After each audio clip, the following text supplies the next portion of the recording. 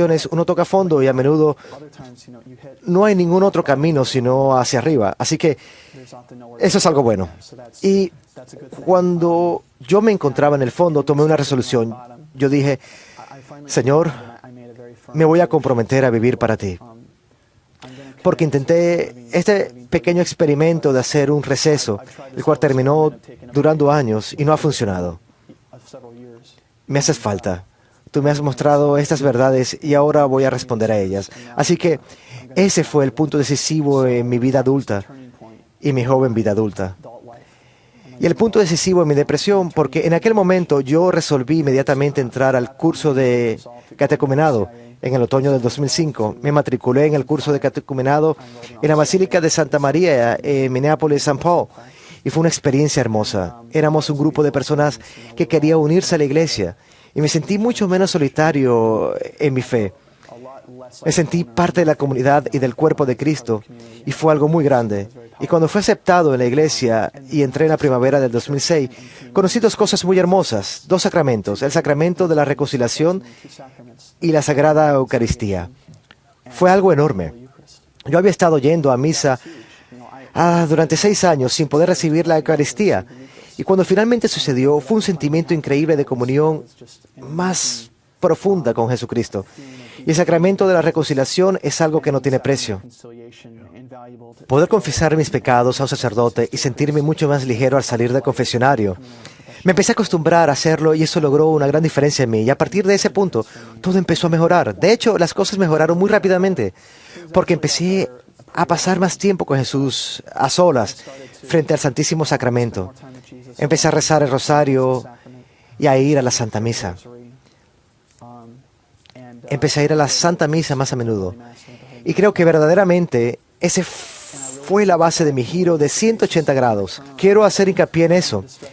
Y no quiero que suene como un método de superación personal, porque es algo mucho más profundo. Hubo algo muy importante y algo en común con todas esas cosas. Y creo que fue una comunión de mi vida más profundo con Jesús, porque creo que uno puede lograr eso con todas esas cosas. Por ejemplo, cuando yo rezaba el rosario, yo solía ir a la capilla a estar a solas con Él y rezar el rosario. Y como usted sabe, aunque es posible que algunos que no sean católicos lo desconozcan, cuando uno reza el rosario, es una plegaria de intercesión dirigida a la Virgen María. Pero ella, a su vez, es como si uno tomara la mano de ella y ella hace que uno dirija su mirada hacia eventos clave en la vida de su hijo. Al hacer eso, uno es atraído hacia eso y uno se acerca más a Él. Y la fortaleza de Él se convierte en la fortaleza de uno. Así que, por seguro, es una plegaria cristocéntrica, creo yo. Y cuando yo estaba saliendo de mi depresión, me apegué de forma especial a los misterios dolorosos. Yo solía rezar esos misterios sobre la agonía en el jardín. Y yo verdaderamente sentía que Él entendía profundamente mis sufrimientos y que había una especie de intercambio. Yo sentía que Él se llevaba mis sufrimientos y yo me sentía más ligero y mejor. Y eso sucedió gradualmente. Después, a medida que disminuyó mi depresión, un nuevo grupo de misterios adquirió más significancia, los misterios gloriosos. Y mediante aquellos eventos de los misterios gloriosos, la resurrección, su victoria sobre la muerte, la ascensión, el envío del Espíritu Santo, cuando los rezaba, el tema de la victoria se volvió muy palpable. Y finalmente pude entender que esa victoria incluía la derrota de la depresión. Verdaderamente creo que Jesús la aplastó, que Jesús aniquiló mi depresión. Y no fue algo instantáneo. Desde el momento que tomé la resolución en el verano del 2005, tomó alrededor de 2 años. Para el verano del 2007, habían desaparecido todos mis síntomas de depresión. Durante los últimos 3 años, no he tenido ni un solo síntoma de depresión, y se lo atribuyo a Jesús. ¿Fue durante aquella época que usted discernió un llamado?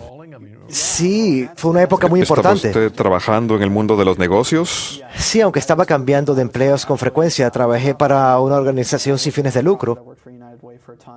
Trabajé para United Way durante un tiempo y trabajé para una corporación de tecnología de la información y también trabajé como traductor de español e intérprete médico. Fueron varias cosas diferentes. Pero a medida que seguía mejorando y aumentaba mi fe, yo ni siquiera me preocupaba de eso. Simplemente sentía que Dios había de proveer. Si tenía un trabajo y era temporal y se terminaba, yo no me preocupaba. Y seguí mejorando. Y entonces, un año después de mi conversión, en la primavera del 2007, empecé a sentir el llamado, lo cual fue una sorpresa para mí. Yo dije, ¿yo, Señor? ¿Estás seguro? Con mi relativamente reciente historia de problemas, yo estaba tan contento por haber mejorado y por estar disfrutando mi trabajo que fue algo muy inesperado. Porque cuando lo recibí, yo estaba haciendo algo muy emocionante en el campo profesional. Era una operación conjunta con una compañía nueva, con un socio de negocios, y tenía mucho que ver con el español. Y yo estaba muy comprometido con ello. De hecho, era el trabajo profesional más emocionante que yo había hecho. Casi parecía como si usted hubiera encontrado el éxito en esa época. Exactamente. Entonces, cuando recibí el llamado fue una sorpresa total. Y esa voz no cesaba. ¿Era la misma voz de aquella monja en Chile? También lo pensé y me pregunté si las hermanas habían estado rezando por mí. Sucedió eso y finalmente lo acepté. Le conté a mi socio de negocios. Fui a la diócesis local a buscar al director de vocaciones. Le conté lo que estaba sucediendo y me dio muy buen consejo. Me dijo, quiero que empieces a ir a misa todos los días. Quiero que hagas la hora santa y que te involucres más con tu parroquia. Regresa en 2 meses y volveremos a conversar. Entonces, mi discernimiento comenzó de verdad. Pero yo discerní muy desde el principio que me sentía más atraído al sacerdocio en una orden religiosa que en una diócesis. Porque básicamente esas son las 2 rutas que uno tiene abierta cuando considera el sacerdocio.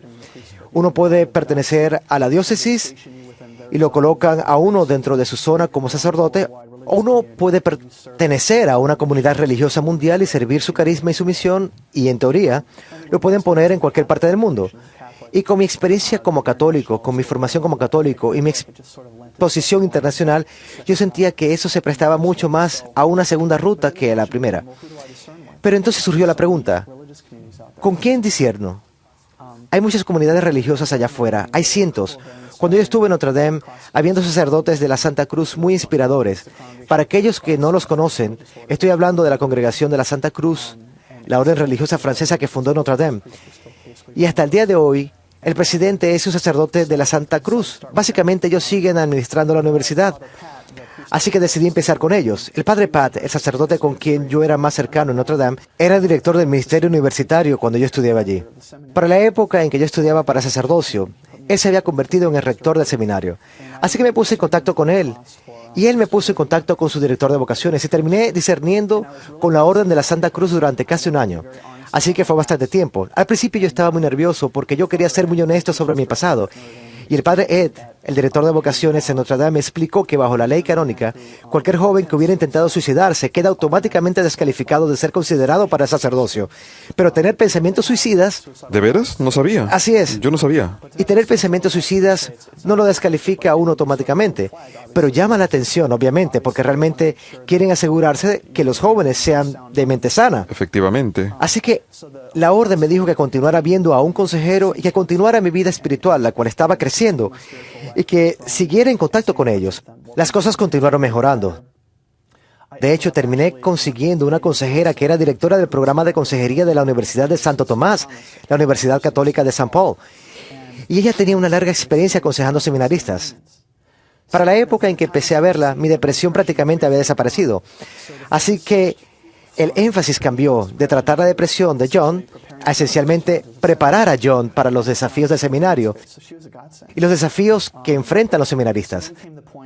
Así que ella fue un regalo de Dios. Después llegó el momento en el otoño del 2006, cuando hice una visita al seminario de Notre Dame, que fue muy importante. Y lo primero que tuve que hacer durante mi visita al seminario fue lidiar con algunas de las emociones y lastres que yo cargaba de mi época de estudiante universitario. Porque yo no había regresado a Notre Dame desde hacía 5 años, desde que me gradué. Así que recuerdo